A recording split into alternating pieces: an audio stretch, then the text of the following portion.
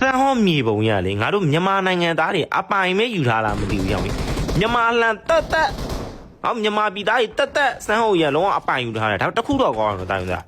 လုံးဝဆော့လို့ကောင်းတယ်ဘူးကန်လေအရင်တုန်းကကွာငါတို့ဟိုမှာ2019-20အဲ့ဒီအပဝန်းကျင်လောက်တုန်းကစံဟောမြေပုံနဲ့မတူအဲ့တော့ဆိုဆော့မတက်တဲ့သူတွေများတယ်ကွာဘူးကန်နေပါလေဆိုလူစင်းနေတယ်အခုနောက်ပိုင်းရလေဆရာအဲ့ဒီတက်ပဲဆော့လို့ကောင်းတယ်ကွာပြီးတော့ကိုတွေလည်းပြောမယ်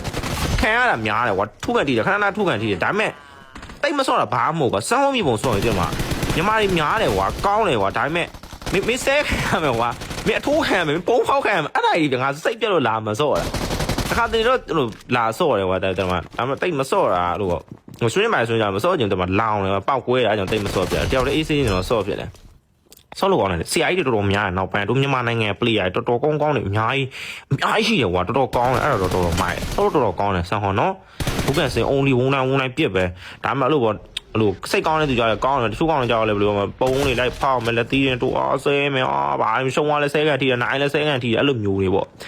အေးပေါ့လားဒါမှမတက်နိုင်ကွာဒီကောင်လေးဘယ်လိုပြောမလို့အပြင်လောကမှာဒီကောင်လေးရဲ့ဘယ်လိုပြောဒီကောင်လေးရဲ့အပြင်လောကမှာဒီကောင်လေးစော့မရှိဘူးစော့မရှိတဲ့ကောင်လေးဆိုတော့ဒီကောင်လေးကဘယ်လိုပြောမလဲမွေးထွေးမှုမရှိဘူးဒီကောင်လေးကလုံးဝအထီးကျန်တဲ့ကောင်လေးစော့ပြစ်ကောင်လေးအထီးကျန်